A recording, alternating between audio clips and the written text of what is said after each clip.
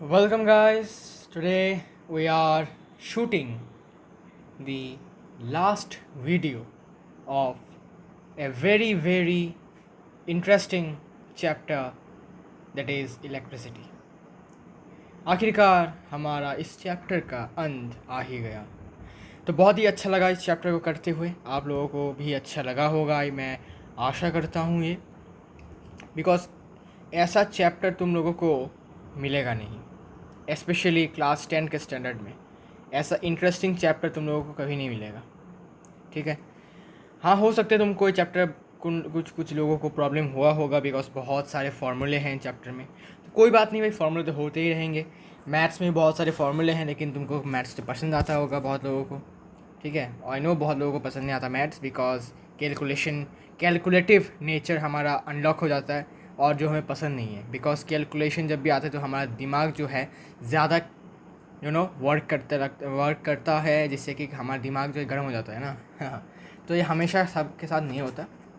दिमाग गर्म होना वो अलग बात है, बिकॉज आप मैथ्स को सीरियसली नहीं ले रहे हो, वो रीज़न है कि आपका दिमाग गर्म हो जाता है। अगर आपका कंसेप्ट क्लियर है तो मैथ्स के क्वेश्चन करने के टाइम आपका दिमाग जो होगा वो शांत रहेगा। अगर नहीं है मतलब आपका दिमाग ख़राब है। ठीक है, just kidding, jokes apart, let's begin our last video of electricity. तो पहला क्वेश्चन हम कुछ अभी इफेक्टिव रेजिस्टेंस के ऊपर क्वेश्चंस करेंगे बहुत सारे, और इसी तरह हमारा ये चैप्टर अभी ख़त्म होने वाला है। ठीक है, now question one, first question is 5 resistances are connected in the shape of letter A as shown in figure. मैं फिगर ड्रॉ कर दूंगा।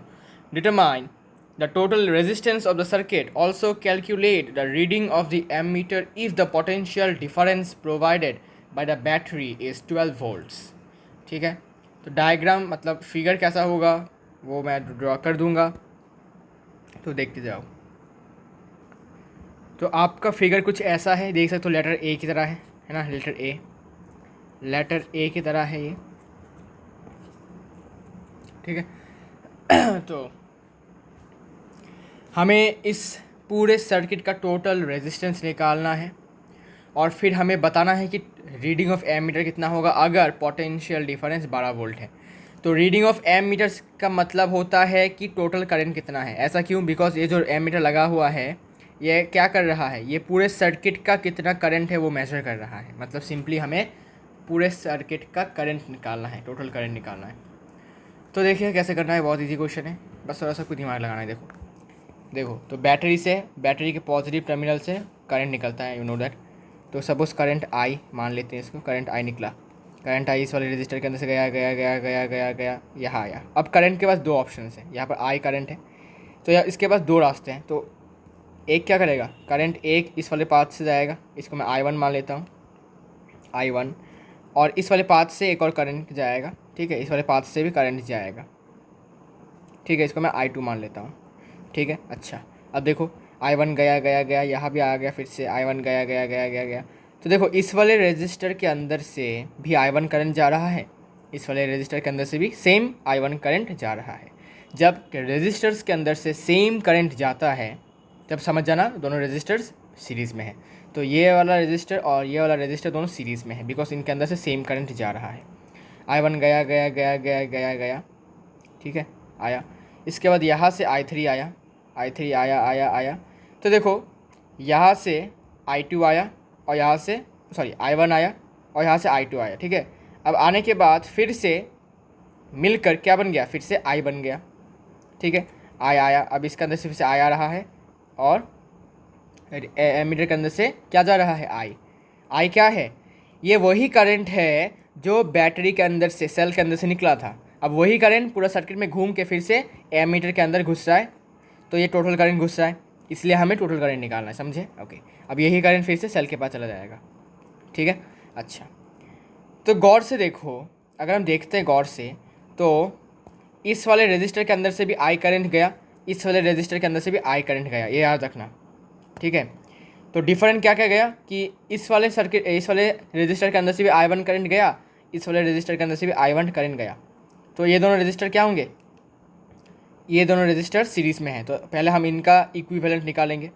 इसके बाद ये जो I2 है, जिसका I2 जहाँ से जा रहा है, जिस रजिस्टर से जा रहा है, इसके साथ ये दोनों जो है, ये दोनों सीरीज़ में जो है, इनका पैरेलल में हमें इक्विवेलेंट निकालना है। क्या क्यों क्यों बताओ बताओ क्यों क्यों? देखो, इनके अंदर से सेम करंट गया तो हमने इसको सीरीज़ में फॉर्मूला लगा के निकाला, इफेक्टिव और you can say equivalent resistance.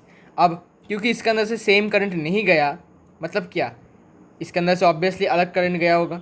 मतलब क्या, अलग करंट जाने का मतलब ये होता है कि वो पैरेलल में है। तो ये दोनों सीरीज़ का जो वैल्यू निकलेगा, उसके साथ इस वाले रजिस्टर का जो वैल्यू है, इसको हमको पैरेलल में निकालना है।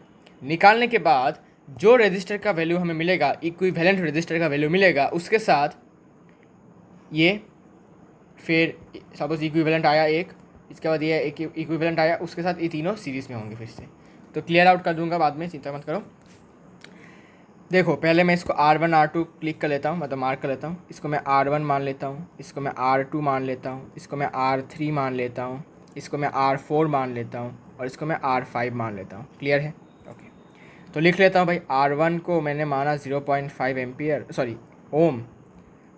R2 है 3 ओम, R3 भी है 3 ओम और R4 कितना है 0.5 ओम और R5 3 ओम।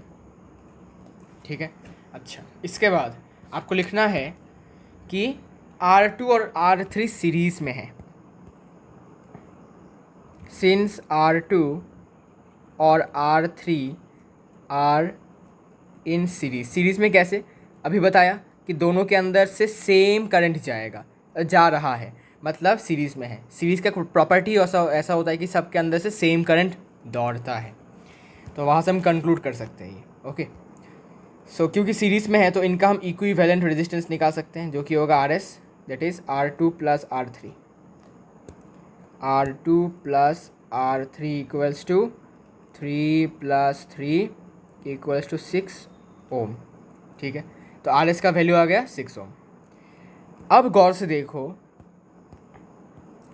अब क्या हुआ, हमने क्या किया, हमने इन दो रेजिस्टर को हटाकर, अब क्योंकि मदर जो सेल है ना, उनको ये दो रेजिस्टर्स नहीं दिखेंगे, उनको इन दोनों का इक्विवेलेंट दिखेगा, उनको इन दोनों का इक्विवेलेंट दिखेगा।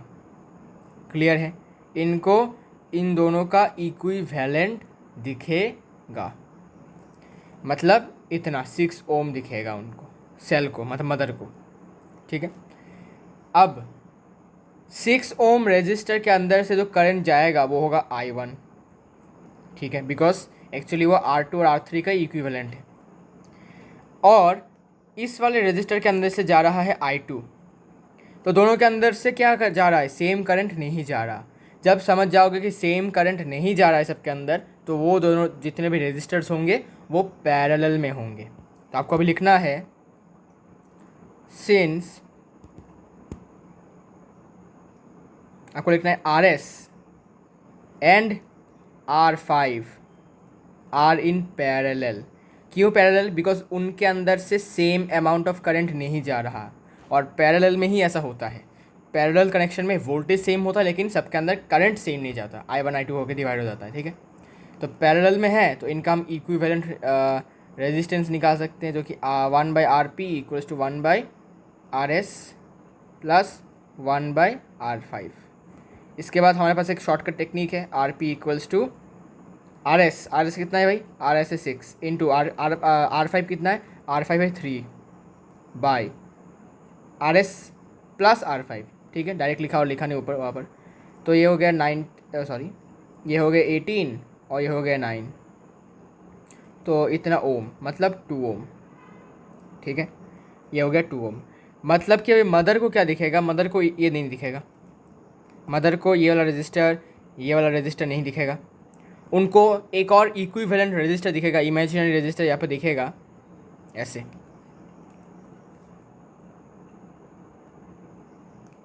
उनको यहाँ पर एक इमेजिनरी रजिस्टर दिखेगा कुछ ऐसे।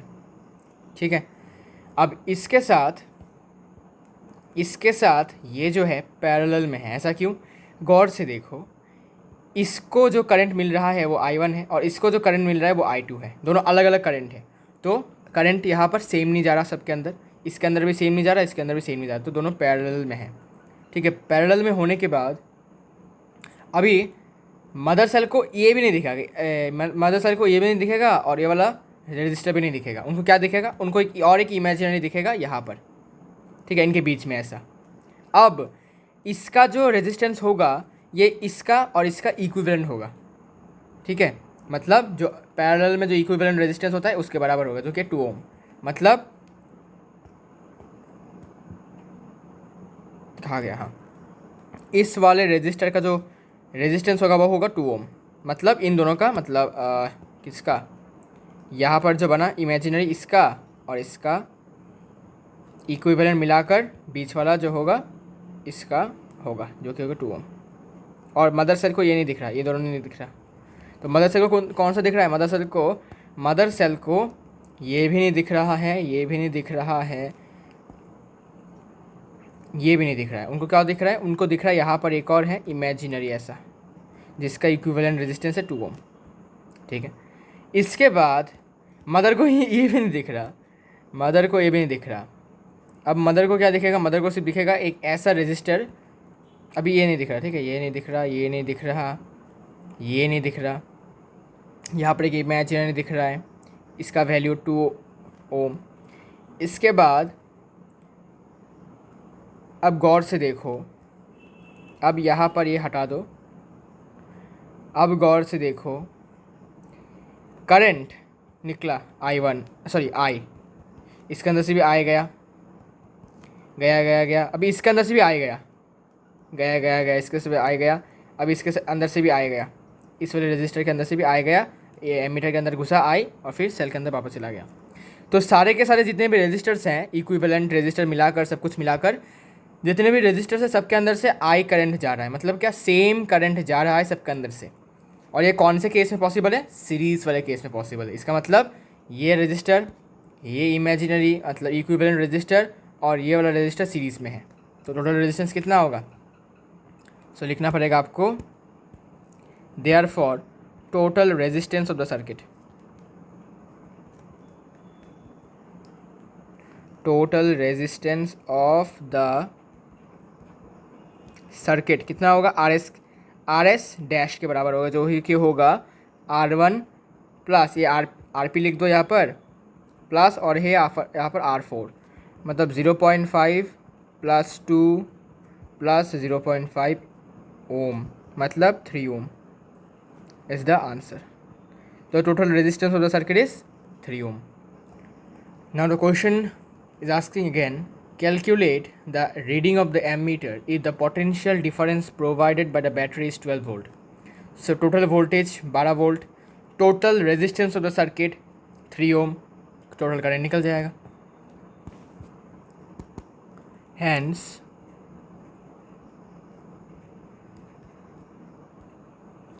reading of ammeter equals to total current in the circuit.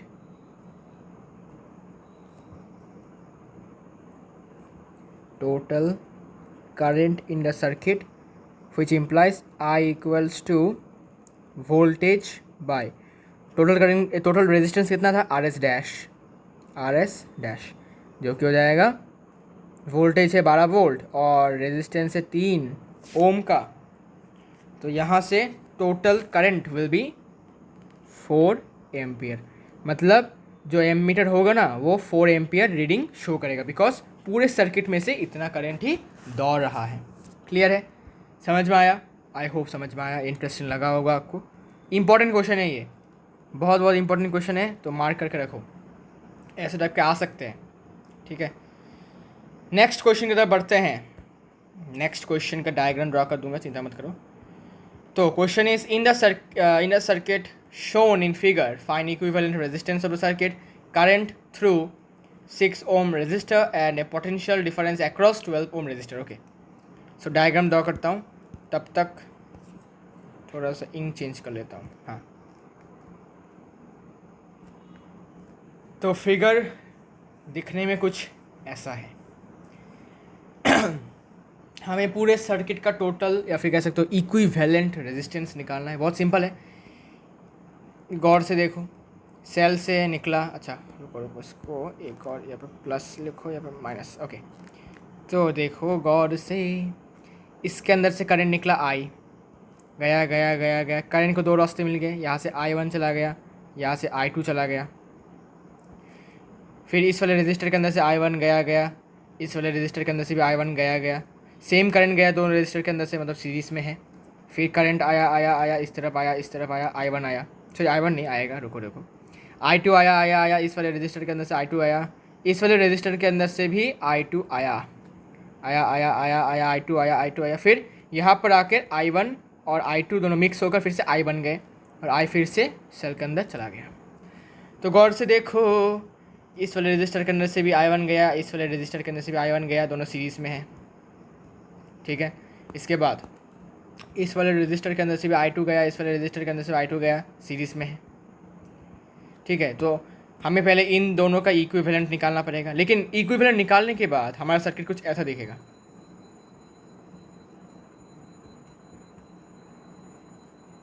ठीक है, ये हमारा कुछ सर्किट होगा, ऐसा दिखेगा हमारा सर्किट, ओके।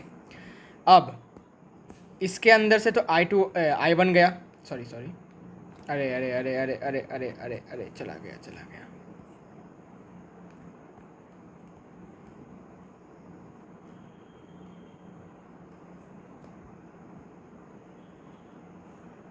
हाँ, तो यहाँ से I आया ना, इसके अंदर से I1 गया, इसके अंदर से I2 गया, तो इस वाले रजिस्टर के अंदर से I1 गया, इस वाले रजिस्टर के अंदर से I2 गया, तो दोनों रजिस्टर के अंदर से डिफरेंट अमाउंट ऑफ करंट गया। तो ऐसा तब होता है जब वो पैरेलल में होते हैं, बिकॉज पैरेलल में ही करंट डिवाइड होता है, क्लियर है।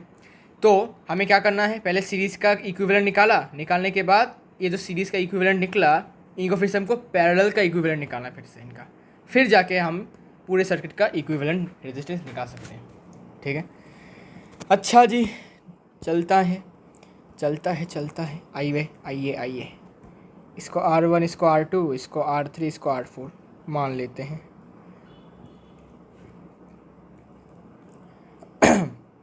सो लिखो, since R1 and R2 are in series, because same amount of current दोनों के अंदर से जा रहा है, जो कि है I1, है ना। तो इसका जो इक्विवेलेंट रेजिस्टेंस होगा वो होगा RS, that is R1 plus R2, ये हो जाएगा 6 + 3 = 9 ओम। इसके बाद फिर से, क्योंकि R3 और R4 are also in series, so therefore RS dash = R3 plus R4 = 12 + 3, that is 15 ohm, ठीक है, क्लियर है। अब इसके बाद आपको फिर से लिखना है, since RS and RS dash are in parallel, ठीक है, मतलब इक्विवेलेंट जो रजिस्टर है दोनों पैरेलल में है, बिकॉज दोनों के अंदर से डिफरेंट अमाउंट ऑफ करंट जा रहे थे, हमने देखा।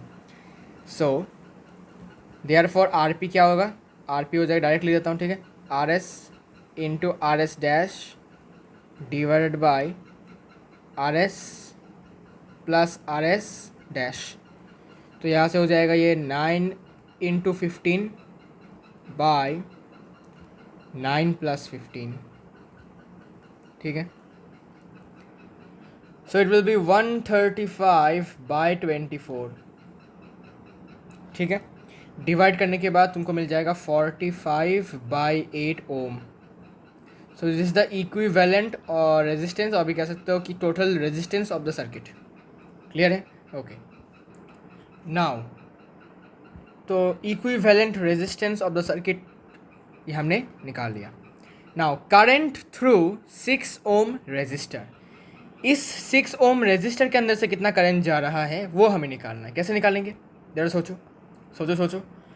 अगर हमें पता चल जाए कि 6 ओम रेजिस्टर के अक्रॉस में कितना वोल्टेज है, तो हम आसानी से निकाल सकते हैं कि इसके अंदर से कितना करंट जाएगा, ठीक है ना। ओके, लेकिन ये करना थोड़ा सा कठिन है। ओके, लेकिन हम ऐसा कर सकते हैं कि अगर हमें पता चल जाता है कि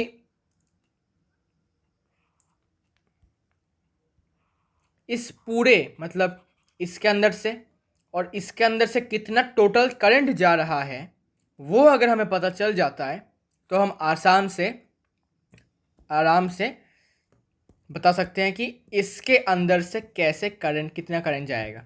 अब बोलेगा भाई ऐसा कैसे हो सकता है, अगर मैं इसके अंदर से टोटल कितना करंट जा रहा है, मतलब इसके अंदर से भी जा रहा है और इसके अंदर से भी जितना करंट जा रहा है, अगर मैं इसको टोटल निकाल लेता हूँ तो इससे मेरा क्या फ़ायदा, इससे मैं कैसे निकालूंगा कि 6 ओम से कितना जा रहा है। अरे भाई मैंने आपको क्या बोला था, ये दोनों क्या है, सीरीज़ में है, ठीक है। मतलब दोनों के अंदर से जितना करंट जाएगा उतना ही करंट इसके अंदर से भी जाएगा, यही है सीरीज़ का एक प्रॉपर्टी, ठीक है। अगर मैं बोलता हूँ कि भाई इन तीनों के अंदर से, ठीक है, इन तीनों के अंदर से सपोज मैंने बोला कि 10 एम्पियर का करंट जा रहा है इन तीनों के अंदर से, इसका मतलब क्या कि मतलब ऐसे भी कह सकता हूँ कि मैं इस पूरे, इसको मिलाकर इसको और इसको, इन तीनों को मिलाकर सबके अंदर, मतलब पूरे जगह से, इन तीनों के रजिस्टर के अंदर जगह से, मतलब कैसे अंदर से 10 एम्पियर का करंट जा रहा है। मतलब क्या, इसके अंदर से भी 10 एम्पियर जा रहा है, इसके अंदर से भी 10 एम्पियर जा रहा है, इसके अंदर से भी 10 एम्पियर जा रहा है। How it is possible, because current को और कहीं जाने का कोई रास्ता नहीं है सीरीज़ में, तो मजबूर होकर उसको इसके अंदर से भी जाना पड़ेगा, इसके अंदर से भी जाना पड़ेगा सेम अमाउंट, इसके अंदर से भी सेम अमाउंट जाना पड़ेगा, ठीक है। तो अगर हम इस पूरे रास्ते से कितना करंट जा रहा है वो निकाल लेते हैं तो हम बता सकते हैं कि इस पर्टिकुलर जगह से वो कितना जाएगा। क्लियर है, कैसे निकालेंगे, बहुत सिंपल है। हमें इस पूरे रास्ते का टोटल रेजिस्टेंस पता है जो कि सीरीज़ में तो 9 ओम, और इसके अक्रॉस में वोल्टेज कितना है 4 वोल्ट, बिकॉज पैरेलल में वोल्टेज डिवाइड नहीं होता, तो इस रास्ते में जितना वोल्टेज गिरेगा उतना ही वोल्टेज इस रास्ते में भी गिरेगा। क्लियर है, ओके। तो इस रास्ते पे भी गिर रहा है 4 वोल्ट्स, और टोटल रेजिस्टेंस है यहाँ पर 6 + 3 9 ओम, बिकॉज सीरीज़ में है। तो यहाँ से हम कह सकते हैं कि इस पूरे रास्ते से यूजिंग ओम्स लॉ करंट होगा, वोल्टेज मतलब 4/9 होगा, ठीक है। हम निकाल लेते हैं, देखो कैसे। ये तुम्हारा रोमन 1 है, अब मैं रोमन 2 करता हूँ। सो करंट थ्रू, अब देखो मैं इसको नाम दे देता हूँ, इसको मैंने ए बी नाम दे दिया, इसको मैंने सी डी नाम दे दिया, जिससे आसानी होगा। So current through arm A B, इसको आर्म कहा जाता है। आर्म मतलब कह सकते हो कि इस जगह से, इस रास्ते से, ठीक है, इस रास्ते से कितना करंट जा रहा है, ठीक है। तो ए बी रास्ते से जो टोटल करंट जा रहा है वही करंट जाएगा equals to current through 6 ohm resistor. मतलब पूरे रास्ते से जितना करंट जा रहा है उतना ही करंट इस रेजिस्टर के अंदर से भी जाएगा, बिकॉज सीरीज़ में करंट को और कहीं जाने का रास्ता उसके बाद होता नहीं, तो उसको मजबूर होकर उसी के अंदर से जाना पड़ता है। मतलब जितना टोटल उसका वैल्यू है वो उतना ही रहता है, ठीक है। तो ये हो जाएगा I1 लिख दो यहाँ पर, ठीक है। I1 = वोल्टेज कितना है, वोल्टेज तो भाई V है, लेकिन रेजिस्टेंस कितना है, रेजिस्टेंस जो होगा वो RS के बराबर होगा, बिकॉज यहाँ का जो इस रास्ते में जो टोटल रुकावटें हैं वो सीरीज़ में है ना, तो इनको हमें प्लस करेंगे तो 9 ओम। सो इस रास्ते में टोटल रुकावट है RS के बराबर। सो वोल्टेज इज़ 4 और RS है 9, so 4/9 ampere is the current flowing through the whole path and also through the 6 ohm resistor. Clear है, मतलब इस रास्ते से पूरा करंट जा रहा है 4/9 एम्पियर का, और साथ ही साथ इसके अंदर से भी 4/9 और इसके अंदर से भी 4/9 एम्पियर का जा रहा है, ठीक है। ओके, ये है सीरीज़ का खासियत। इसके बाद रोमन 3 करते हैं। Now potential difference across 12 ohm resistor, इसके अक्रॉस कितना वोल्टेज है ये पता लगाना है, ठीक है। सेम मेथड से हम पता लगाएंगे। अगर हमें पता चल जाता है कि इसके अंदर से कितना करंट जा रहा है, तो यूजिंग ओम्स लॉ हमारे पास रेजिस्टेंस भी है, करंट भी पता चल जाएगा, तो यूजिंग ओम्स लॉ हम वोल्टेज निकाल सकते हैं। क्लियर है? तो इसको कैसे निकालेंगे? सेम टेक्निक है। सो लिखो रोमान 3। आपको लिखना है कि करंट थ्रू आर्म, अब इसका नाम सी डी है, equals to current through 12 ohm resistor. मतलब जितना करंट रास्ते से जा रहा है, पूरे रास्ते से जा रहा है, पूरे पाथ से जा रहा है, उतना ही करंट 12 ओम रेजिस्टर के अंदर से भी जाएगा। क्लियर है? Okay. So it will B, मैं इसको लिख देता हूँ कि इसको मैं लिखता हूँ I2, ठीक है, I2। और वोल्टेज तो सेम है, इसके अंदर भी इस पैरेलल सीरीज में वोल्टेज डिवाइड नहीं होता, पैरेलल कनेक्शन में, सॉरी पैरेलल सीरीज नहीं, पैरेलल कनेक्शन में वोल्टेज सेम है, बिकॉज इसके अक्रॉस भी जितना वोल्टेज मिल रहा है, इस रास्ते को जितना करंट वोल्टेज मिल रहा है, इसको भी उतना ही वोल्टेज मिल रहा है, ठीक है, पैरेलल है। इसके बाद इस बार इस रास्ते में रुकावट कितना है भाई? इस रास्ते में रुकावट सीरीज़ में है, तो इसको और इसको प्लस कर दो, 15 होगा।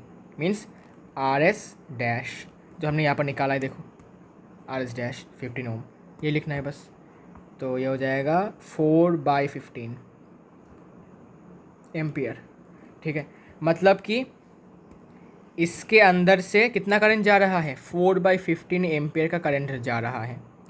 तो इसका वोल्टेज कितना होगा? यूजिंग ओम्स लॉ हम निकाल सकते हैं। So potential voltage across 12 ohm resistor equals to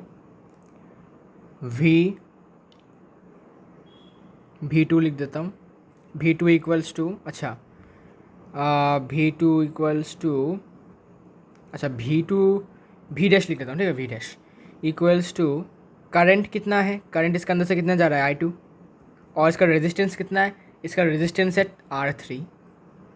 so using ohm's law V equals to IR से इसके अंदर से तो करंट जा रहा है I2 के बराबर, जो कि है 4/15 एम्पियर, और इसका रेजिस्टेंस है R3, हमने नाम दिया था 12।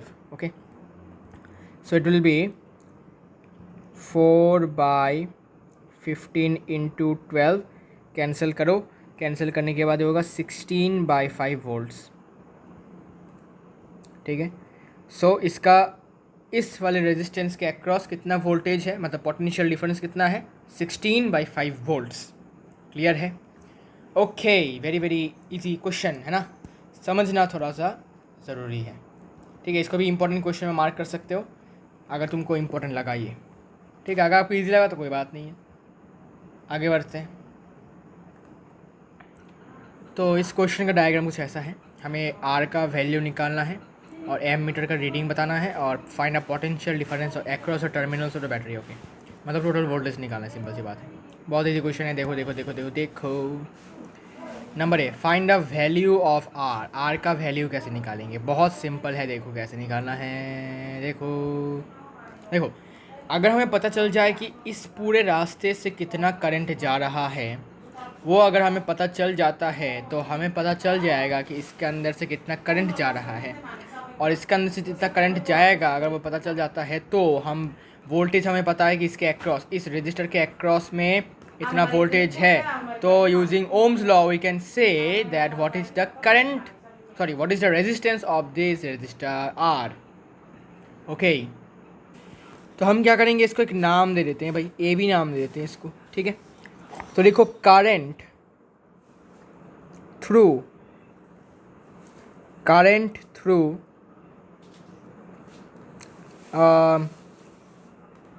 R रेजिस्टर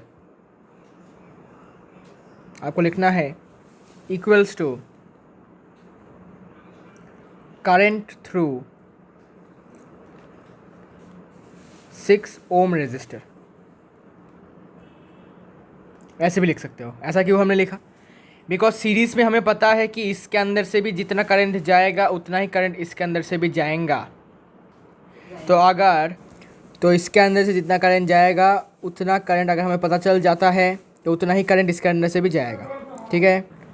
तो अगर हम इस रजिस्टर के अंदर से कितना करंट जा रहा है वो निकालेंगे तो हम आराम से इसके अंदर से जितना करंट जाएगा वो पता चल जाएगा और फिर हम इसका रेजिस्टेंस निकाल सकते हैं। तो निकालो। तो इसका होगा I इक्वल्स टू वोल्टेज कितना है भाई, वोल्टेज V2 मान लो इसको, ठीक है। बिकॉज देखो इसका वोल्टेज V1 है और इसका वोल्टेज V2 है, इसका 6 वोल्ट है 12 वोल्ट है, तो हमें पहले 12 वोल्ट को हमने V2 मान लिया, ठीक है, क्लियर है, ओके। V2 और रेजिस्टेंस है इसका 6 ओम, तो रेजिस्टेंस को हमने मान लिया इसको R डैश, इसके रेजिस्टेंस को हमने R डैश मान लिया। तो वोल्टेज तो बाई 12 वोल्ट है इसके अक्रॉस और रेजिस्टेंस इसका 6 ओम है, तो यहाँ से करंट जो होगा वो होगा 2 एम्पियर। मतलब कि इस पूरे रास्ते से जितना करंट जा रहा है वो 2 एम्पियर है। या फिर ऐसे भी कह सकते हो कि इसके अंदर से, इस R रजिस्टर के अंदर से 2 एम्पियर जा रहा है, या फिर कह सकते हो इस 6 ओम रजिस्टर के अंदर से भी 2 एम्पियर का करंट जा रहा है। सिंपल है, क्लियर है, आई होप सो। तो अब पता है कि इसके अंदर से कितना करंट जा रहा है, इसके अक्रॉस में कितना वोल्टेज है वो पता है, 6 वोल्ट है, तो इसका रेजिस्टेंस कितना होगा। अरे भाई बच्चों जैसा क्वेश्चन क्यों पूछते हो यार, तो निकालो। Hence resistance of resistor R, resistance R हो जाएगा वोल्टेज V1 बाय करंट जो कि I है। वोल्टेज है 6, करंट है 2, सो इट विल बी 3 ओम, ठीक है। तो R का वैल्यू क्या आ गया, R का वैल्यू हो जाएगा 3 ओम, है ना, सिंपल है। तो A नंबर हो चुका है। B नंबर के ऊपर गौर करते हैं। Find the reading of the ammeter, मतलब अब अच्छा पहले देखो कि एमीटर लगाया कहाँ गया है। एमीटर के अंदर से कितना करंट जा रहा है, देखो I करंट जा रहा है। I क्या होता है भाई, टोटल करंट। तो टोटल करंट कितना है हमारे पास ऑलरेडी पता है, टोटल करंट इज 2 एम्पियर। बस सिंपल हो गया आंसर, हो गया आंसर, इसको लिखने की ज़रूरत है क्या। तो B नंबर का आंसर होगा reading of ammeter, reading of ammeter equals to current in the circuit, ठीक है। टोटल करंट लिख देना, मैंने सिर्फ करंट लिखा है। Total current in the circuit equals to I equals to 2 ampere, बस खत्म बात। कैसे, आप बोलोगे भाई कैसे 2 एम्पियर, देखो बताता हूँ। करंट निकला सेल के अंदर से, I करंट निकला, एमीटर के अंदर से भी I करंट जा रहा है, आया आया आया आया आया। इस रजिस्टर के अंदर से भी I करंट जा रहा है, इस वाले रजिस्टर के अंदर से भी I करंट जा रहा है, गया गया गया, इस यहाँ से भी I करंट जा रहा है, गया गया गया गया गया, प्लग की है यहाँ पर आया, यहाँ से भी I करंट फिर से घुस गया। तो पूरे सर्किट में क्या करंट है, पूरे सर्किट में क्या कहीं पे करंट डिवाइड हुआ नहीं रे। So total current of the circuit equals to total current in this path arm, in this arm AB, ठीक है। एक्चुअली इसको नाम देने का ज़रूरत भी नहीं था, मुझे लगा मैं आर्म करके करूँगा, लेकिन ज़रूरत नहीं है, ठीक है। तो फालतू का चीज़ मत करो, ठीक है, ज़रूरत नहीं है, क्लियर है। So reading of ammeter equals to current in the circuit जो कि 2 एम्पियर है, बिकॉज इस रास्ते से भी I करंट जा रहा था और इस एमीटर के अंदर से भी I करंट जा रहा है। तो इसका अगर हम इस वाले पाथ से कितना करंट जा रहा है वो पता चल जाता है हमें, तो अब ऑलरेडी पता है हमें 2 एम्पियर है। तो एमीटर के अंदर से भी वही करंट जा रहा था, तो वो भी 2 एम्पियर ही होगा, ठीक है, क्लियर है। ओके नाउ ये वाला भी हो गया है, done done done. Number C, find the potential difference across the terminals of the battery, मतलब हमको V निकालना है, वोल्टेज, ठीक है। बहुत सिंपल है, आपको क्या करना है, पहले पूरे सर्किट का टोटल रेजिस्टेंस पता होना चाहिए, टोटल करंट पता है और 2 एम्पियर, आपको अभी टोटल रेजिस्टेंस पता लगाना पड़ेगा, ठीक है। So total resistance of the circuit जो कि RS के बराबर है, बिकॉज सीरीज में है ना। सो it will B 6 plus sorry ये R1 है और ये R2 है, जो कि ये 3 प्लस और इसका कितना है भाई 6, 9 ohm. This is the total resistance of the circuit. Total voltage हमें निकालना, टोटल करंट पता है। So using V equals to I RS. We can say voltage equals to current है 2 और RS है 9, so it will be 18 volts. तो एक और क्वेश्चन की तरफ हम बढ़ रहे हैं और इस क्वेश्चन में फिगर कुछ ऐसा है. In a circuit shown in figure calculate total resistance in the arm CE. मतलब इस वाले रास्ते में कितना रुकावट है, टोटल रेजिस्टेंस कितना है बताना है. फिर total current drawn from the battery, total current निकालना है पूरे सर्किट का. And current in each arm, हर एक रास्ते में कितना करंट जा रहा है, इस वाले पाथ में कितना जा रहा है, इस वाले पाथ में कितना करंट जा रहा है. Okay okay, very very simple. Total resistance, total resistance in the arm CE किसके बराबर होगा. आर्म CE में ये और ये सीरीज में है, बिकॉज इनके अंदर से सेम करंट जा रहा है. तो ये होगा RS equals to R1 plus R2. R1 है ये 2 और R2 है 4, मतलब 6 ओम. ठीक है. सो टोटल करंट इन आर्म CE तो हो गया 6 ओम. ये हो गया पहला आंसर. नाउ ये है B नंबर. A नंबर हो चुका है, B नंबर देखते हैं. Total current drawn from the battery. Total current निकालने के लिए सबसे पहले हमें टोटल रेजिस्टेंस निकालना पड़ेगा पूरे सर्किट का, तब जाके हम निकाल सकते हैं, है ना. सो टोटल रेजिस्टेंस के लिए पहले लिखना पड़ेगा आपको कि total resistance of the circuit. Total resistance of the circuit होगा RP के बराबर. कैसे? बिकॉज इसके अंदर से यहाँ से I1 करंट जा रहा है, यहाँ से I2 करंट जा रहा है. तो यहाँ से बीच से I2 जा रहा है, इसके अंदर से I2 जा रहा है. तो ये तो सीरीज़ में हो गए. लेकिन इनका जो इक्विवेलेंट है जो कि है 6 ओम, उसके अंदर से I2 जा रहा है, लेकिन इस वाले रेजिस्टर के अंदर से I1 जा रहा है. तो इसका मतलब ये रेजिस्टर और इसका जो इक्विवेलेंट रेजिस्टर है ये दोनों पैरेलल में है, बिकॉज सेम करंट नहीं जा रहा है. So total current will be RP means 1/RP, जो कि मैंने डायरेक्ट लिख दिया है. It will be RS into R3 by RS plus R3. RS है अपना 6 इंटू और ये है R3 भी 6 है.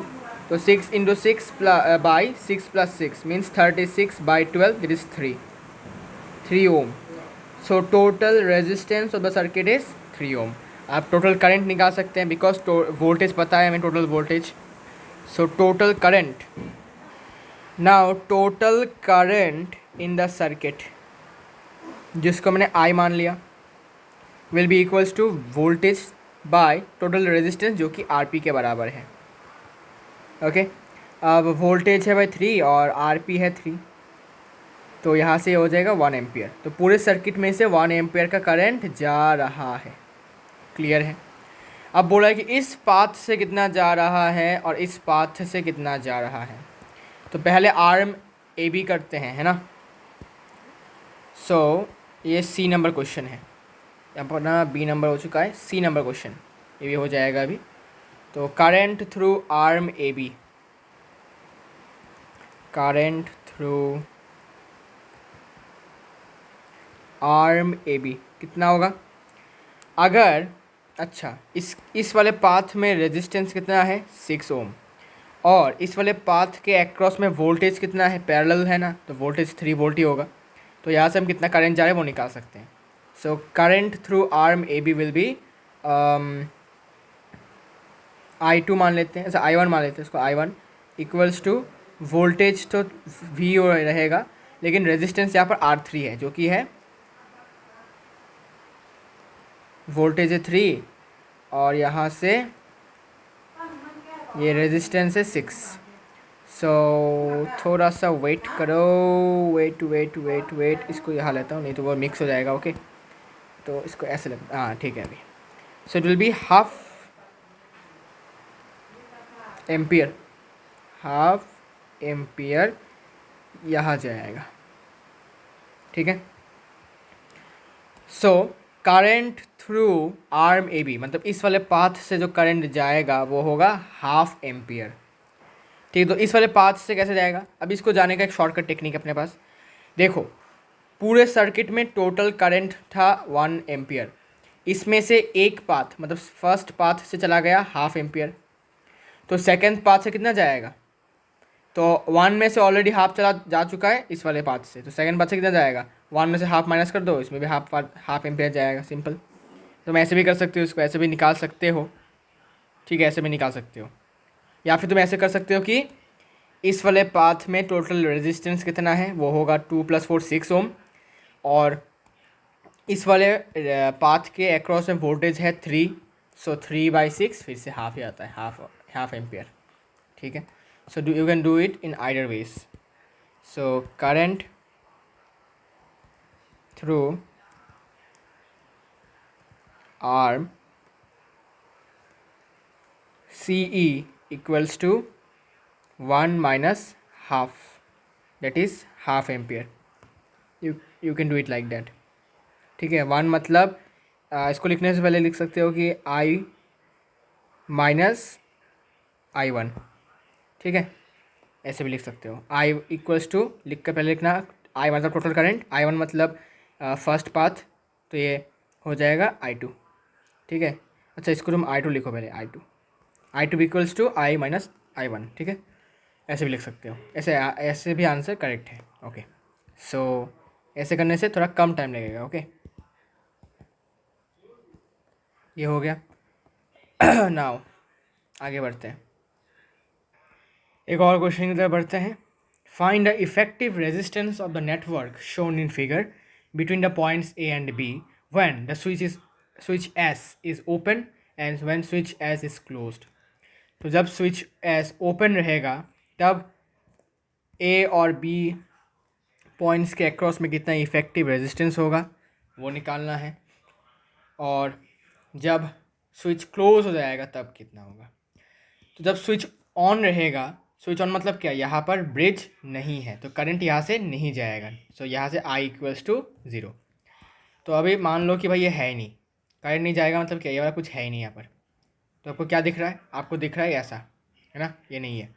तो अब करंट आया I, यहाँ से करंट दो तरीके से डिवाइड हो गया, I1 हो गया, यहाँ पर I2 हो गया, इसके अंदर से I1 गया, इसके अंदर से भी I1 गया, अब फिर यहाँ पर यहाँ तक I1 आया, इसके बाद यहाँ से I2 आया, इसके अंदर से भी I2 गया, इसके अंदर से भी I2 गया, और इसके अंदर से भी I2 यहाँ तक आया, फिर यहाँ इस वाले पॉइंट पे आके दोनों फिर से I बन गए।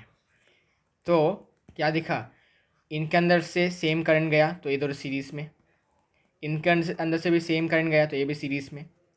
तो इनका जो इफेक्टिव निकलेगा, इफेक्टिव रेजिस्टर, इसका जो इफेक्टिव रेजिस्टेंस निकलेगा दोनों का, दोनों के अंदर से कितना जा रहा है, तो इस वाले इसके इफेक्टिव रेजिस्टेंस, अच्छा रुको, इसका नया सर्किट में दिखाता हूँ कैसे होगा। तो ये कुछ ऐसा दिखेगा, it will look like this, ठीक है। तो अभी इसका जो होगा इफेक्टिव रेजिस्टेंस होगा 6 + 12 18 ओम, इसका भी 18 ओम। अब इसके अंदर से भी इसके अंदर से आ रहा है I1, इसके अंदर से जा रहा है I2, तो डिफरेंट करंट जा रहा है रेजिस्टर के अंदर से, तो they both are in parallel. तो पैरेलल में जो इफेक्टिव रेजिस्टेंस होता है वो हमें फार्मूला से हम निकाल सकते हैं, ठीक है ना। तो यहाँ पर इसको मान लो R1, इसको R2, इसको R3, इसको R4, okay. So since R1 and R2 are in series, therefore RS equals to R1 plus R2, that is 6 + 12 18 ohm. Similarly, R3 and R4 are also in series, therefore RS dash equals to R3 plus R4, मतलब 12 + 6 that is 8 ohm।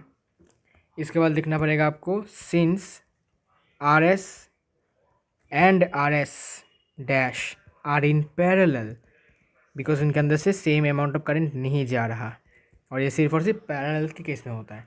So therefore R P हो जाएगा, R S कितना है 12, sorry 18, R P भी, R S dash भी 18 है, तो ये हो जाएगा 18 into 18 by 18 plus 18, so it will be 324 by 36, that is 9 ohm, ठीक है।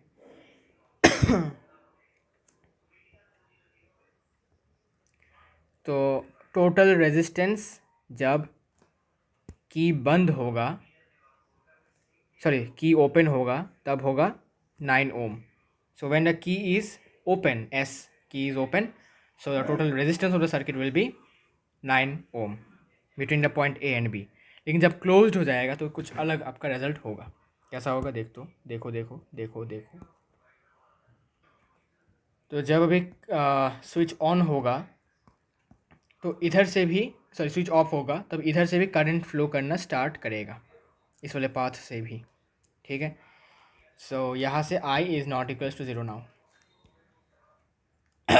सो अब देखो क्या होगा, गया गया गया I करंट यहाँ से गया, जाने के बाद यहाँ से गया I1, यहाँ से गया I2, ठीक है।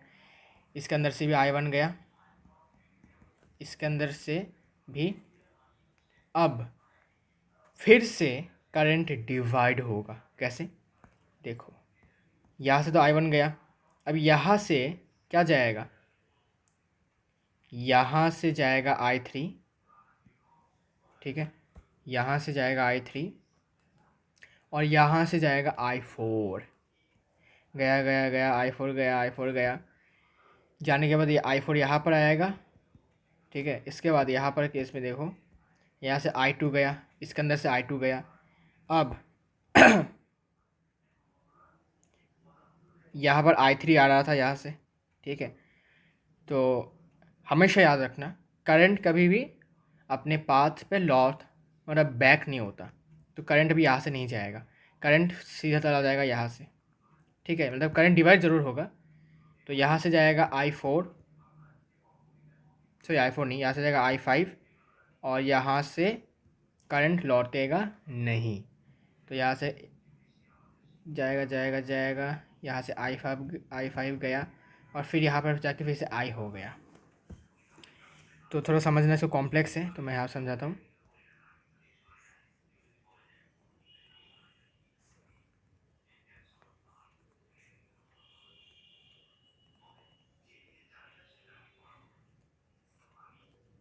ऐसा, ठीक है। यहाँ से I, यहाँ से I1, इसके अंदर से I2, इसके अंदर से I1, इस रजिस्टर के अंदर से I1, इस वाले रजिस्टर के अंदर से I2। क्लियर है? ओके। नाउ यहाँ पर आने के बाद करंट फिर से डिवाइड होगा, होने के बाद यहाँ से तुम्हारा जाएगा I3 और यहाँ से जाएगा I4, इस वाले रजिस्टर के अंदर से भी I4 जाएगा, ठीक है।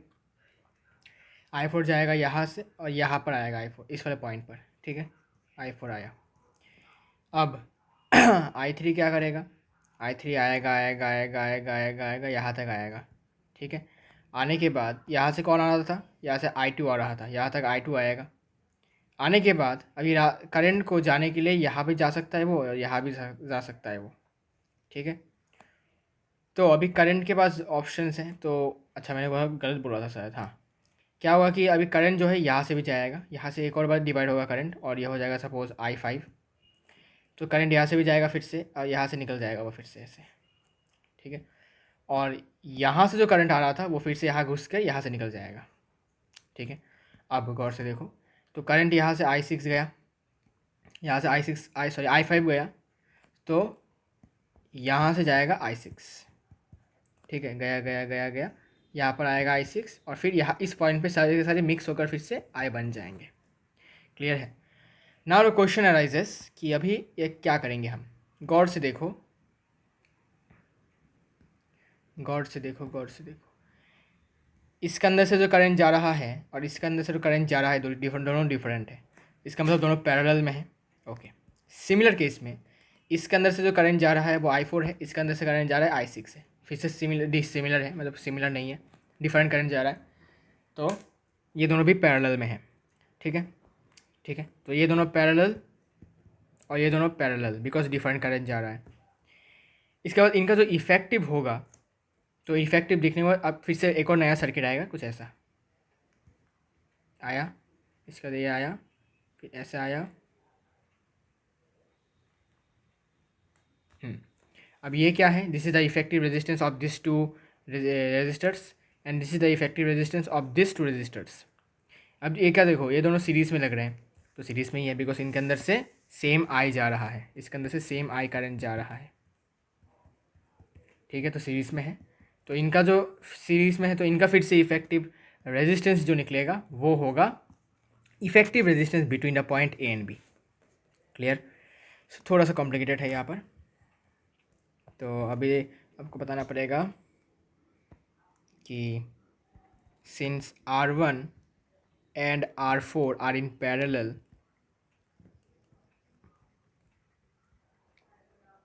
therefore RP equals to R1 कितना है भाई 6, R4 है 12, 6 × 12 बाई 6 + 12 जो कि होता है 72 by 18। Okay, 72/18 that is you can say इसे हाँ 4, ओके 4 ओम। ठीक है, सिमिलर केस में R2 के साथ R3 भी पैरेलल में है।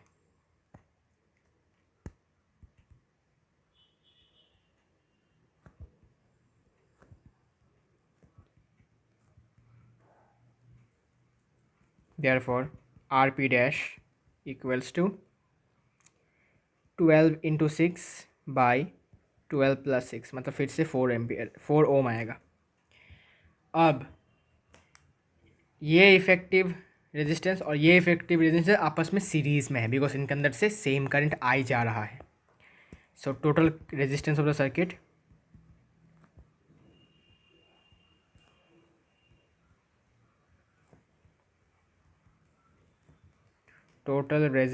The circuit equals to RS। RS क्या होगा, RP + RP डैश, मतलब 4 + 4 8 ओम इज़ द आंसर। ठीक है, तो पहले केस में रेजिस्टेंस था 9 ओम, अब की केस में कितना है 8 ओम, थोड़ा कम हो चुका है। ठीक है, ओके, तो ये क्वेश्चन इंपॉर्टेंट क्वेश्चन है, मार्क करके रखो स्पेशली ये वाला पार्ट। ठीक है, सेकंड वाला पार्ट, तो अच्छे से प्रैक्टिस करो इस क्वेश्चन को।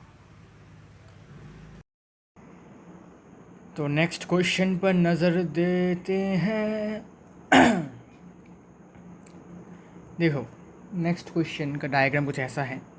क्वेश्चन में पूछा गया है कि find the current through the 5 ohm resistors in the circuit shown in figure when the switch S is open and closed। तो बताना है कि 5 ओम रेजिस्टर से कितना करंट जाएगा अगर ये S स्विच ओपन होगा, पहले केस में ओपन होगा, दूसरे केस में क्लोज्ड होगा। तो फॉर ओपन वाले केस में पहले हम नज़र देते हैं। ओके, पहला केस जब S ओपन रहेगा, मतलब जब स्विच ओपन रहेगा, when switch is open,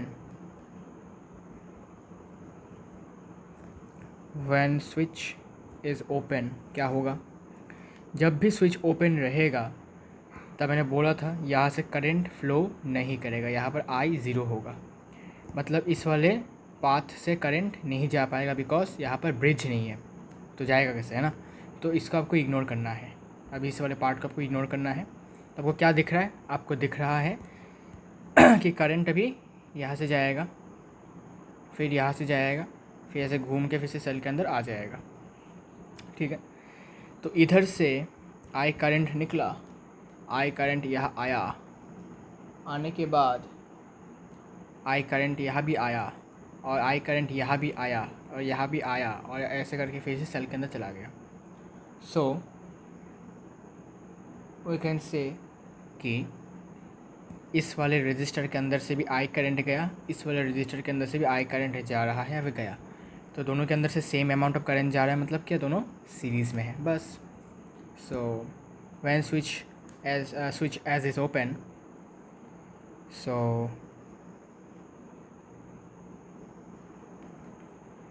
इसको तुम R1 मान सकते हो और इसको तुम R2 मान सकते हो।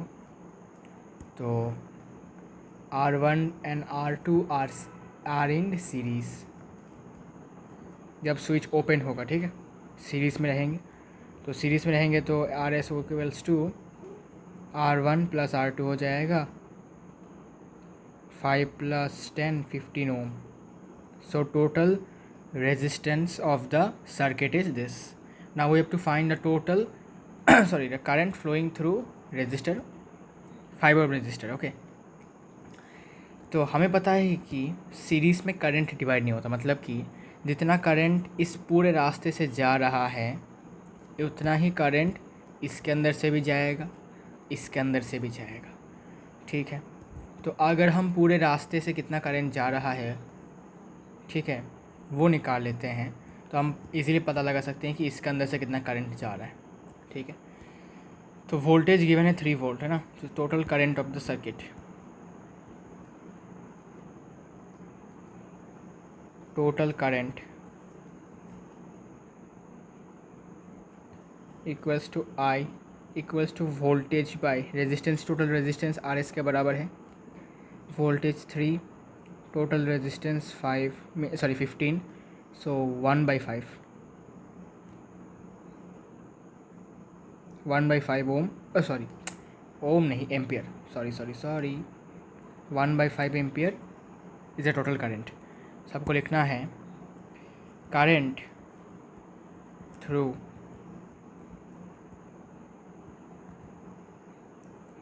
5 ohm resistor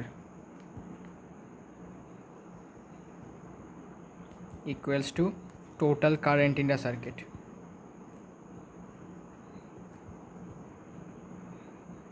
ठीक है, total current in the circuit जो कि है I equals to 1/5 ampere, and this is the answer in first case. तो पहले केस में जो आंसर होगा वो होगा 1/5 एम्पियर, ठीक है।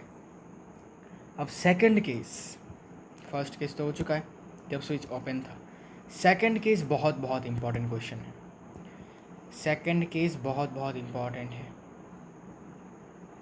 ओके, इसको आपको मार्क कर लेना कि बहुत इम्पॉर्टेंट क्वेश्चन है ये, ठीक है।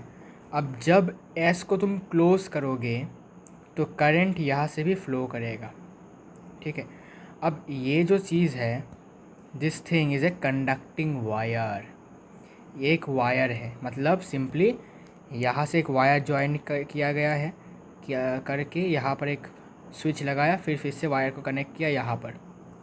अब करंट क्या करेगा वो देखो, जब भी तुम इसको, जब स्विच को तुम क्लोज कर दोगे तो करंट यहाँ से फ्लो करना स्टार्ट करेगा, ठीक है, बिकॉज ब्रिज अभी बन चुका है। तो करंट कैसे आएगा देखो, करंट पॉजिटिव टर्मिनल से निकला, आया, आ रहा है, आया आया आया, आने के बाद करंट के पास अभी 2 ऑप्शंस हैं, अभी यहाँ से भी जा सकता है वो और यहाँ से भी जा सकता है, ठीक है।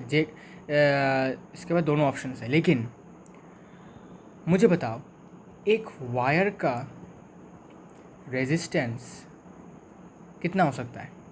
बोलोगे कि भाई वायर एक कंडक्टर है, और कंडक्टर ऐसा चीज़ है जो इलेक्ट्रिसिटी को इजीली पास करवा देता है, मतलब उसका रेजिस्टेंस ऑब्वियसली बहुत कम होगा, 0 के बराबर होगा। You are right. किसी भी वायर का, किसी भी कंडक्टिंग वायर का जो रेजिस्टेंस होता है वो टेंड्स टू 0 के बराबर होता है, मीन्स इसका रेजिस्टेंस बहुत कम हो सकता है, मतलब होता भी है, फिर हो भी सकता है, बहुत कम होता है।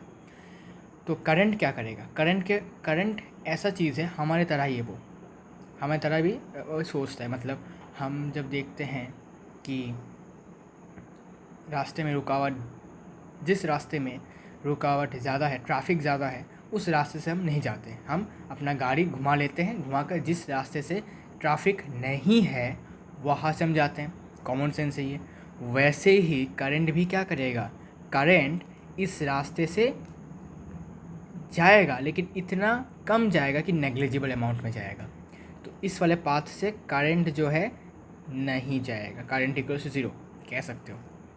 लेकिन करंट क्या करेगा फिर, करंट इस वाले पाथ को चूज़ करेगा, बिकॉज इस वाले पाथ में रेजिस्टेंस इज टेंड्स टू 0, मतलब लगभग कह सकते हो 0 के बराबर ही है, मतलब बहुत कम है। तो करंट क्या सोचेगा, भाई उस वाले रास्ते से जाकर क्या फ़ायदा, भाई वहाँ पर ट्रैफिक जैम है, मैं तो इस वाले रास्ते से जाऊँगा। Okay, so the current will prefer to go through this path. तो करंट इस वाले रजिस्टर के अंदर से जाएगा ही नहीं, तो ये वाला रजिस्टर हो गया एक्सक्लूडेड। तो करंट किस वाले पाथ से जाएगा, करंट आएगा यहाँ से देखेगा कि भाई वहाँ पर ट्रैफिक ज़्यादा है, यहाँ पर ट्रैफिक एकदम भी नहीं है, तो वह यहाँ से ऐसे करके चला जाएगा, फिर से सेल के अंदर घुस जाएगा। तो इस केस में, सेकंड केस में, total resistance of the circuit will be only 5 ओम। ये बहुत इंपॉर्टेंट बात है, बिकॉज देखो इस वाले रेजिस्टेंस के अंदर से करंट नहीं जा रहा है, तो उसको इस वाले 10 ओम रेजिस्टर का सामना, मतलब रुकावट का सामना नहीं करना पड़ेगा। तो इसीलिए हम सिर्फ और सिर्फ इसका इंक्लूड करेंगे, बिकॉज करंट इसके अंदर से आ रहा है, इसके अंदर से जा रहा है, इसीलिए हम इसको इंक्लूड करेंगे। लेकिन इसको हम इंक्लूड नहीं करेंगे बिकॉज इसके अंदर से करंट नहीं जा रहा है, बिकॉज करंट ने एक और रास्ता चुना है जिसमें कोई भी रेजिस्टेंस नहीं है। तो सेकंड केस में क्या होगा, second case when switch is closed,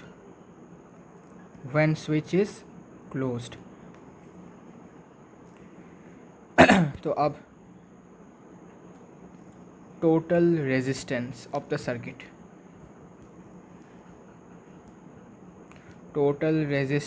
of the circuit, कितना होगा, it will only be R1, that is 5 ohm. Why so? Because current will flow through the wire,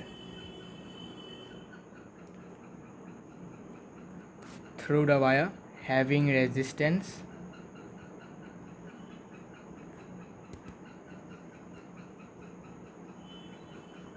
tend to 0, ठीक है, instead of flowing through the 10 ohm resistor।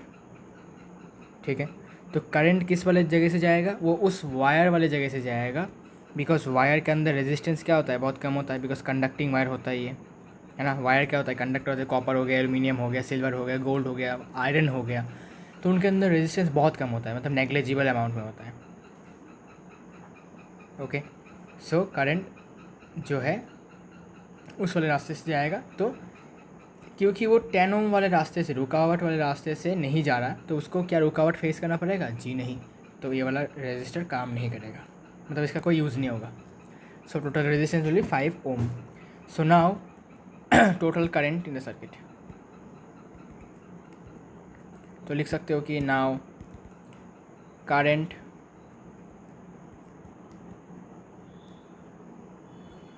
Through 5 ohm resistor equals to total current in the circuit। ठीक है, तो 5 ohm resistor के अंदर से भी वही करंट जाएगा जो टोटल सर्किट के अंदर से है, बिकॉज अभी देखो इसका ये जो सर्किट है ये कुछ ऐसे दिखेगा, अभी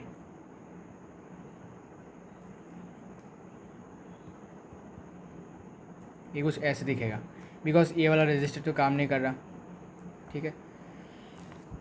तो ये कुछ ऐसा दिखेगा, तो रेजिस्टेंस इसमें सिर्फ 5 ओम है, इसका वोल्टेज है 3 वोल्ट। सो टोटल करंट निकाल, जितना करंट इस सेल से निकलेगा उतना ही करंट इसके अंदर घुसेगा और उतना ही करंट फिर से सेल के अंदर घुस जाएगा।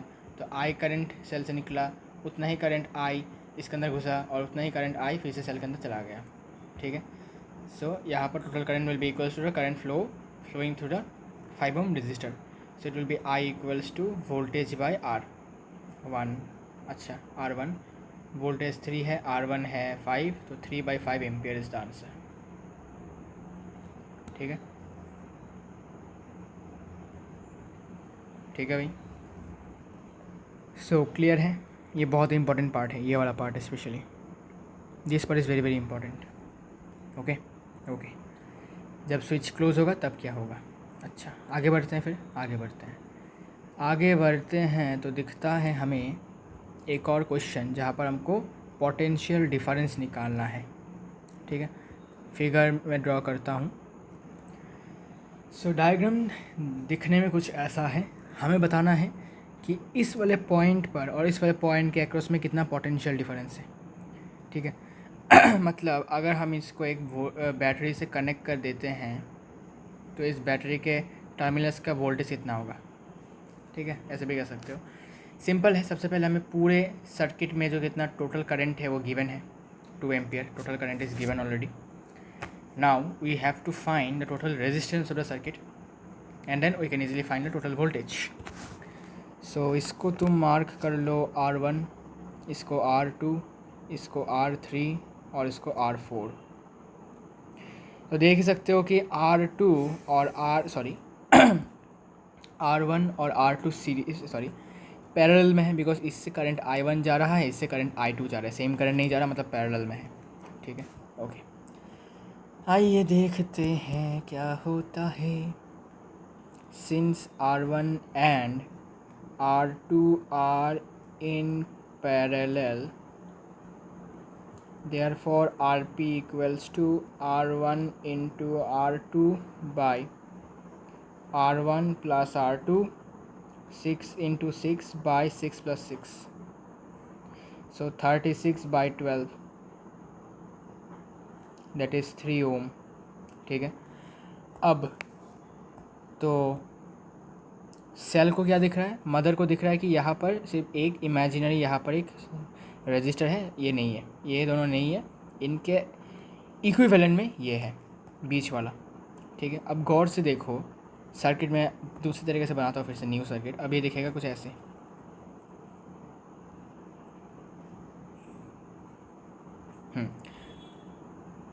तो अब गौर से देखो फिर से, यहाँ से फिर से I1 जा रहा है, यहाँ से I2 जा रहा है, तो इसके अंदर और इसके अंदर अलग अलग करंट जा रहे हैं, मतलब पैरेलल में है फिर से, तो इनका फिर से पैरेलल करना पड़ेगा, मुझे इक्विवेलेंट निकालना पड़ेगा। तो लिखो since Rp and R3 are in parallel, therefore Rp dash equals to Rp into R3 by Rp plus R3 equals to, ये है 3 और ये भी 3 है, 3 इंटू 3 प्लस 3, सो 9/6, 3/2, ठीक है, मतलब 1.5 ओम, ठीक है। अब सर्किट कुछ ऐसे दिखेगा, ये है अपना वो वाला 1.5 ओम और ये है अपना क्वेश्चन में गिवन है 2.5 ओम, ठीक है। अब इनके अंदर से भी सेम करंट जाएगा, आई करंट जाएगा, तो दोनों सीरीज़ में हैं। अब सीरीज़ में होने के लिए इनका इक्विवेलेंट निकालने के लिए हमें क्या करना पड़ेगा, हमें सीरीज़ वाला फार्मूला लगाना पड़ेगा। तो लिखो therefore total resistance of the circuit equals to RS होगा। RS किसके बराबर होगा भाई, RS बराबर होगा Rp डैश प्लस ये R4 के बराबर। सो Rp डैश है अपना 1.5 और R4 है 2.5, मतलब 4 ohm. So total resistance of the circuit is 4 ohm. तो टोटल करंट पता है सर्किट से कितना जा रहा है, 2 एम्पियर, टोटल रेजिस्टेंस पता है तो वोल्टेज निकाल सकते हैं। So therefore now voltage V equals to current I और resistance, total resistance RS। So current है 2 और रेजिस्टेंस है 4, so it will be 8 volts, ठीक है। So voltage will be 8 volts. Simple, बस ये तो करना था।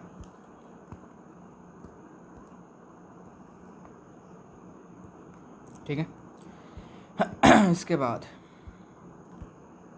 ये वाला क्वेश्चन हो चुका है ना। हाँ, ये वाला क्वेश्चन हो गया, ये वाला क्वेश्चन हो गया, ये वाला क्वेश्चन हुआ। हाँ ठीक है, सब में टिक दिया है मैंने, एकदम ठीक है। चलिए, और ज़्यादा क्वेश्चंस बाकी है नहीं, और 2 क्वेश्चंस बाकी हैं आई गेस। हाँ जी, 2 क्वेश्चंस बाकी हैं, फिर हमारा ये चैप्टर होगा ख़त्म।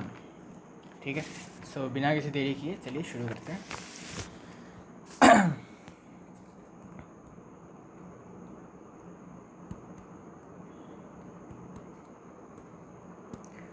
एक कॉम्बिनेशन, इसको डायग्राम में बना देता हूँ। तो ये है डायग्राम, ओके। ये 4 ओम है, ठीक है। तो हमें बताया गया है ये combination of 4 resistances is shown in figure. Calculate the potential difference between the points P and Q, okay, and the values of currents flowing in the different resistances. तो अगर मैं यहाँ से एक ऐसा वोल्टेज लगाता हूँ, तो इस बैटरी का वोल्टेज हमें निकालना है। ठीक है, सिंपल है, पहले जैसे क्वेश्चन का ही है, और बताना है कि I1 कितना है और I2 कितना है, बिकॉज बोला the values of currents flowing in the different residences, okay, sorry resistances. Very very simple. R1 मान लो, इसको R2 मान लो, इसको R3 मान लो, और इसको R4 मान लो।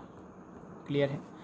तो गौर से देखो, R1 के अंदर से भी I1 जा रहा है, R2 के अंदर से भी I1 जा रहा है, R3 के अंदर से भी I1 जा रहा है। तो ये तीनों के तीनों सीरीज़ में हो गए। So since R1, R2 and R3 are in series,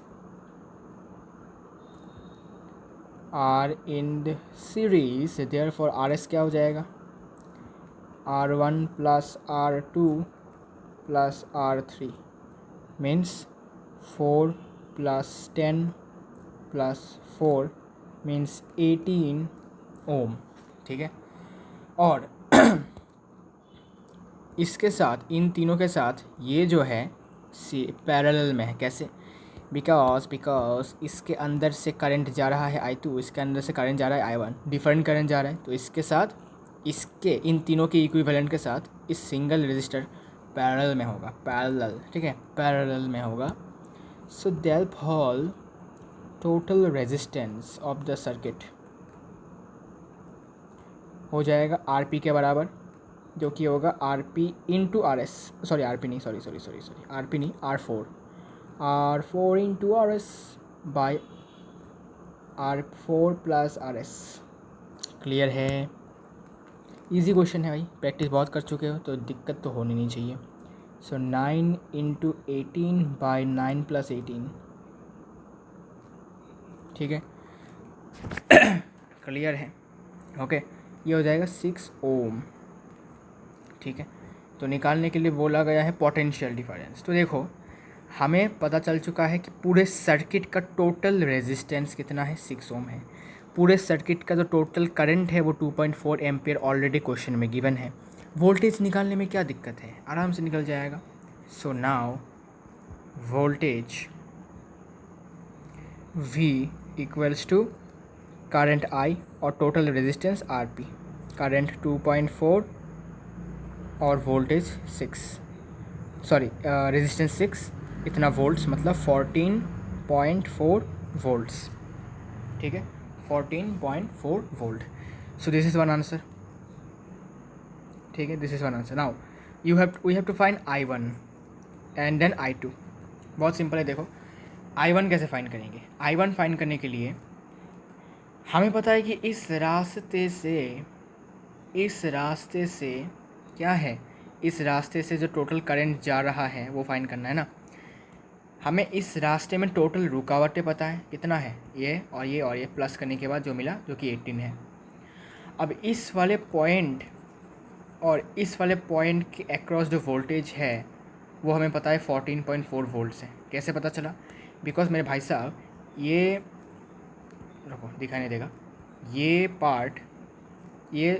path और ये पाथ आपस में पैरेलल में है। कैसे पैरेलल में? बिकॉज करंट डिवाइड हुआ है, और करंट कब डिवाइड होता है? पैरेलल में डिवाइड होता है, ठीक है। तो इस इन तीनों को जितना वोल्टेज मिल रहा है, ठीक है, उतना ही वोल्टेज किसको मिलेगा, इस एक अकेले को मिलेगा, ठीक है, इस अकेले को मिलेगा। क्लियर है? Okay.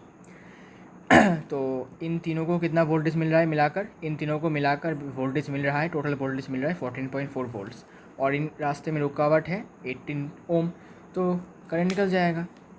So current I1 equals to voltage होगा V, लेकिन रेजिस्टेंस होगा RS।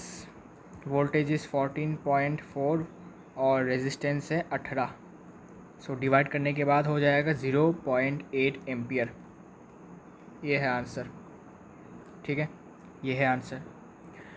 और करंट I2, इसको हम ऐसे भी निकाल सकते हैं कि टोटल करंट में से इसको माइनस कर दो तो तुमको I2 मिल जाएगा।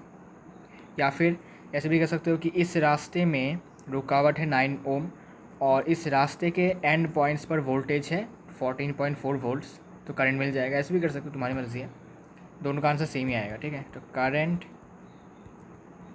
I2 equals to voltage same है, लेकिन इस बार रेजिस्टेंस क्या है, रेजिस्टेंस है R4। सो वोल्टेज 14.4 और रेजिस्टेंस है 9, तो यहाँ से आंसर हो जाएगा इसका 1.6 एम्पियर, इसका आंसर, ठीक है। तुम अगर 2.4 में से 0.8 को माइनस भी कर देते हो तब भी तुमको 1.6 ही मिलेगा।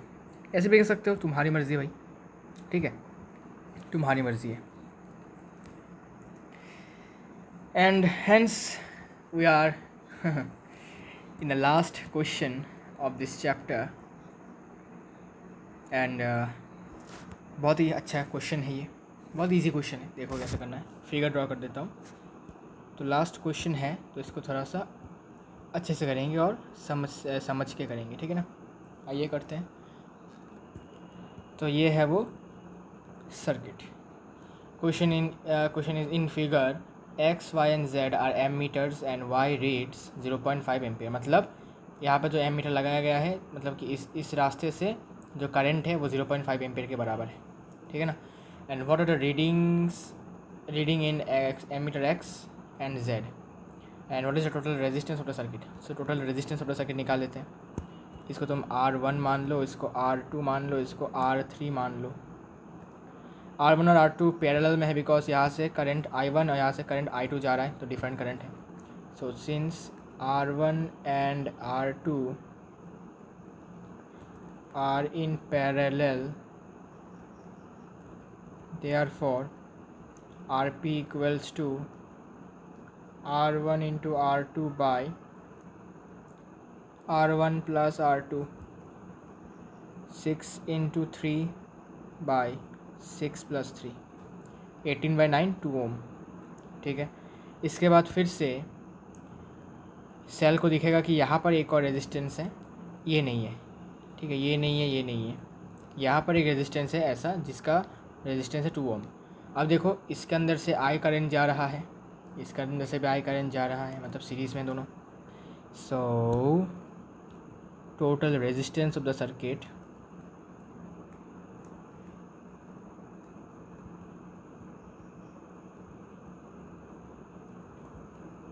इक्वल्स टू RS के बराबर होगा, जो कि होगा RP और R3 के बराबर, प्लस करने के वजह होता है। So it will be 2 + 2 ohm, that is 4 ohm is the total resistance of the circuit. Okay, 4 ohm is the total resistance of the circuit। और फिर टोटल रेजिस्टेंस हो गया। अच्छा, इसको टिक किया था, कहाँ टिक किया था। इसके बाद what are the reading in ammeter X and ammeter Z। Okay, तो एमीटर Z का रीडिंग कितना है, मतलब सिंपली बताना है कि इस वाले पाथ से कितना करंट जा रहा है। कैसे निकालेंगे, बहुत सिंपल है। देखो हमें पता है कि इस वाले पाथ से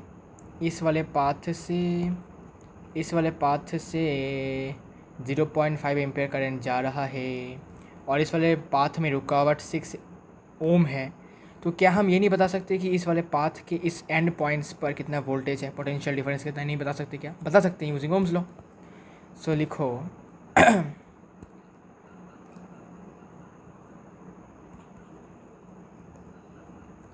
current through R1 equals to reading of ammeter X, sorry ammeter y जो कि है 0.5 एम्पियर। सो इसको मैं I1 मान लेता हूँ, ठीक है। तो देयरफॉर वोल्टेज अक्रॉस R1 कितना हो जाएगा?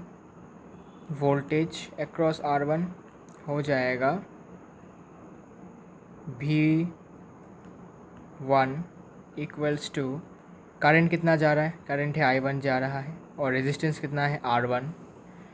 So current is 0.5 and resistance is 6, that is 3 volt, ठीक है। मतलब इस वाले रेजिस्टर के इन दो एंड पॉइंट्स पर, मतलब यहाँ पर और यहाँ पर जो पोटेंशियल डिफरेंस है वो है 3 वोल्ट। अब गौर से देखो, इस वाले रेजिस्टर के साथ ये वाला रेजिस्टर पैरेलल में है, तो इसको जितना वोल्टेज मिलेगा उतना ही वोल्टेज किसको मिलेगा? इसको भी मिलेगा। क्लियर है? इसका मतलब क्या? इस वाले रेजिस्टर को भी 3 वोल्ट्स मिल रहा है because they are in parallel. So लिखो,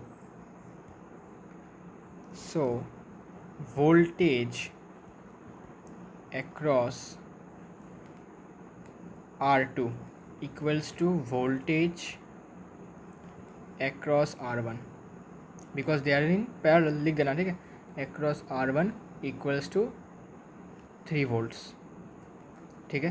तो R2 के अक्रॉस भी कितना होगा? R2 वाले रेजिस्टर के अक्रॉस भी सेम वोल्टेज होगा, ठीक है। अब वोल्टेज पता है इसके अक्रॉस में कितना है, इसका रेजिस्टेंस पता है, तो करंट निकाल लो इसके अंदर से कितना है। सो लिखो नाउ, अच्छा, हैंस करंट, अच्छा रुको, लिखो रीडिंग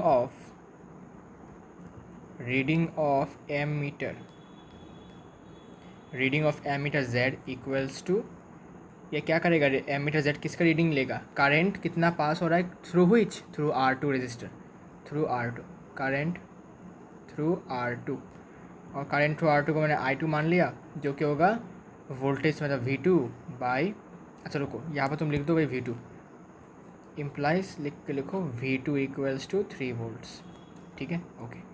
तो V2 बाई, और उसका रेजिस्टेंस कितना है? रेजिस्टेंस को हमने R2 माना था, है ना। तो V2 बाई R2, तो V2 है 3 और R2 है 3, ओके। V2 3 और R2 3, so it will B 1 ampere. तो इसका मतलब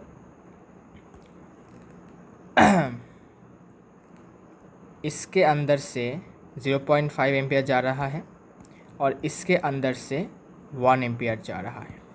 सो ज़रा देखो और सोचो, जिस पाथ में रेजिस्टेंस थोड़ा ज़्यादा है उस पाथ में कम अमाउंट में इलेक्ट्रिक करंट जा रहा है, क्योंकि उनको भी पता है कि ट्रैफिक जैम ज़्यादा है यहाँ पर। और जिस पाथ में रेजिस्टेंस थोड़ा कम है, देखो यहाँ पर 3 ओम है जो 6 से थोड़ा कम है, यहाँ पर हमें 1 एम्पियर का करंट देखने को मिला, मतलब जा रहा है इससे, है ना। तो तुम कह सकते हो कि current is also smart like us, है ना। उसके बाद भी कॉमन सेंस है। अच्छा, अब क्या बताना है? अब हमें एमीटर X का रीडिंग निकालना है। कैसे निकालेंगे मुझे बताओ। करंट I, यहाँ तक करंट I आया था, मतलब इसके अंदर से करंट I आया था, जा रहा था।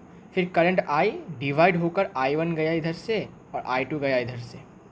अभी I1 का वैल्यू पता है 0.5 एम्पियर और I2 का वैल्यू पता है 1 एम्पियर। तो यही I1 ही तो ये I ही तो I1 और I2 में डिवाइड हुआ। तो अगर हम I1 और I2 को प्लस कर देंगे तो हमें फिर से I मिल जाएगा, सिंपल। सो लिखो now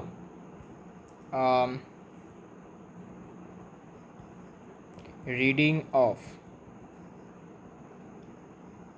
ammeter X equals to I equals to I1 plus I2 which is equals to 0.5 plus 1 ampere जो कि होता है 1.5 एम्पियर। हो गया। तो रीडिंग ऑफ एमीटर एक्स होगा 1.5 एम्पियर। तो कुछ करना है और नहीं, और कुछ कर भी नहीं सकते। Finally we can say good bye to this beautiful chapter that is electricity. और बहुत ही अच्छा लगा इस चैप्टर को आपको करवा कर, आपको बहुत ही अच्छा लगा होगा ये चैप्टर। तो इसी के साथ ये वाला चैप्टर अपना होता है खल्लास। ठीक है, आई होप तुम लोगों को ये चैप्टर अच्छा लगा, इसके वीडियोस भी अच्छे लगे, इन्फॉर्मेटिव लगे होंगे। और अगर कोई भी प्रॉब्लम है, डाउट है, तो comment section is always open for you guys. You can comment and ask your doubts, because doubt पूछोगे तभी जाके तुम्हारा क्लियर होगा कंसेप्ट और भी ज़्यादा, है ना। तो मैं चाहता हूँ कि आप लोग ना घबरा कर क्वेश्चंस को थोड़ा सा डिस्कस करें, मतलब अपने जितने भी यू कैन से डाउट्स हैं उन सबको डिस्कस करें, जिससे कि हम आराम से इस चैप्टर को विदा कर सकते हैं, है ना। और मुझे नहीं लगता कि आप कोई डाउट होने भी वाला है, because I hope I was able to explain this chapter to you very fluently, I guess, I hope so. और आई डोंट थिंक कि आपको कोई प्रॉब्लम होने वाला है इस चैप्टर से। और अगर होता भी है तो कोई बात नहीं भाई, हो सकता है भाई, इंसान हो तुम भी, ठीक है, हो भी सकता है, ठीक है। सो कोई बात नहीं, तो मिलते हैं एक और चैप्टर के साथ कभी। अगर एक और चैप्टर बनाने का मौका मिला तो ज़रूर बनाऊंगा। और इसी के साथ आज का जो ये वीडियो और ये सीरीज़ इलेक्ट्रिसिटी का यहाँ पर मैं ख़त्म करता हूँ। Take care and good bye.